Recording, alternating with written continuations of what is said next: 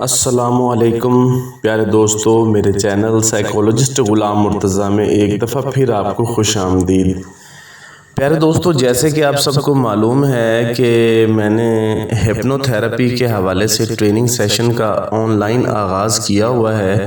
جو بھی دوست ہپنوٹزم کو سیکھنا چاہیں یا ہپنو تھیراپی کو سیکھنا چاہیں ان کو باقاعدہ ٹریننگ آن لائن دی جاتی ہے، اور اگر کوئی شخص ہپنو تھیراپی کی کوئی ٹیکنیک منگوانا چاہے اور جیسے شرمیلا پن ہے، خود اعتمادی میں کمی ہے، ڈپریشن ہے، ڈر، خوف، انگزائٹی، نیند کے مسائل یا کسی بھی طرح کے جنات، جادو کے مسائل ہوں، تو وہ ان ٹیکنیکس کے ذریعے خود گھر بیٹھے اپنا علاج کر سکتا ہے اور یہ تھیراپی منگوا سکتا ہے۔ دوستو، آج کی جو ویڈیو ہے وہ ایک روحانی ویڈیو ہے۔ دوستو، اس ویڈیو میں آپ کو الف لام میم کی حقیقت کے متعلق بتاؤں گا، اور اس کا ایک میں نایاب اور قیمتی اور قدیم عمل آپ کی خدمت میں لایا ہوں۔ میں دوستو، بات یہ ہے کہ جیسے میں نے پہلے اپنی ایک ویڈیو میں نے بتایا تھا کہ کچھ حروف ایسے ہوتے ہیں کہ جن میں نقطے نہیں ہوتے، ان کی افادیت کے متعلق میں نے بتایا تھا۔ اس میں بھی دوستو الف لام اور میم اس وظیفے میں وہ حروف ہیں کہ جن میں نقطہ نہیں ہے۔ الف اور لام جو ہے وہ اسم اللہ سے لیے گئے ہیں، اور میم جو ہے وہ اسم محمد سے لیا گیا ہے۔ دوستو، کہا یہ جاتا ہے کہ ولایت میں ایک بہت بڑا حصہ الف لام میم کا ہے۔ زیادہ علم تو اس کا لوگوں کو نہیں ہے، لیکن اس کا جو وظیفہ ہے جو میں آپ کو بتانے والا ہوں، جب آپ اس وظیفے کو کریں گے دوستو تو سب سے پہلی چیز جو انسان کو ملتی ہے وہ روحانی طاقت ہے، روحانی قوت ہے، وہ ذہنی طاقت ہے۔ اس کے بعد دوستو اس انسان کی طبیعت ایسی ہو جاتی ہے کہ اس کا اپنے غصے پہ کنٹرول حاصل ہو جاتا ہے۔ اسے نیند کا اگر مسئلہ ہے نا دوستو، بالکل وہ ٹھیک ہو جائے گا، اس کو کبھی بھی نیند کا عارضہ نہیں رہے گا، اور وہ خود اپنی آنکھوں سے اپنے گھر میں سکون دیکھے گا، اور اپنے مال میں، اپنے کاروبار میں، اپنے گھر میں خیر و برکت دیکھے گا۔ اس کی ازدواجی لائف بڑی ہی پرسکون گزرے گی، اس کے معاملات ٹھیک ہو جائیں گے، اور اگر جادو وغیرہ کے اثرات ہیں تو فوراً ہی ختم ہو جائیں گے۔ بڑا ہی نایاب وظیفہ ہے دوستو یہ۔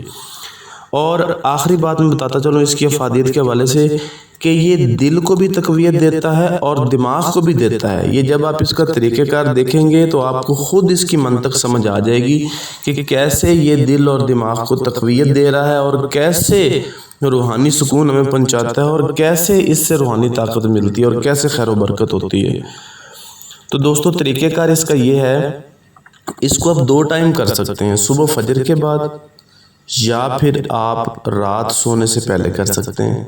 تہجد میں بھی کوئی دوست کرنا چاہے تو وہ کر سکتے ہیں۔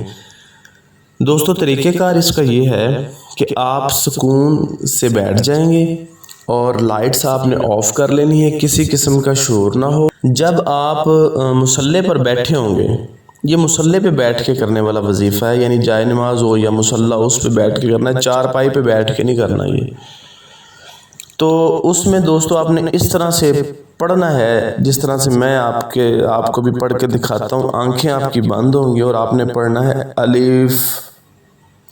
جب آپ الف پڑھیں گے نا، کیونکہ الف کے اوپر کھڑی ہے، تو آپ کا تصور زبان پہ ہونا چاہیے، الف زبان پہ تصور۔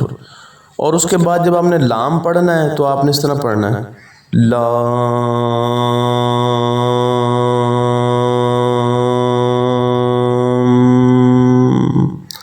تو جب آپ لام پڑھیں گے تو تصور آپ کا دماغ میں ہونا چاہیے کہ یہ لام دماغ میں پیدا ہو رہا ہے۔ پھر آپ نے جب میم پڑھنا ہے تو وہ اس طرح سے پڑھنا ہے، میم۔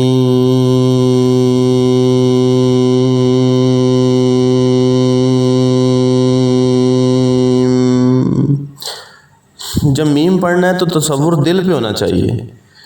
دوبارہ سن لیں، جب آپ الف پڑھیں گے ہلکا سا تو اس وقت آپ نے زبان پہ تصور کرنا ہے۔ جب آپ لام کو پڑھیں گے تو زیادہ لمبا کھینچنا ہے، تو تصور دماغ پہ ہونا چاہیے، اور جب آپ میم پڑھیں گے تو زیادہ لمبا کھینچنا ہے اور تصور دل پر ہونا چاہیے۔ یہ میرے ساتھ آپ پریکٹس کریں، الف لام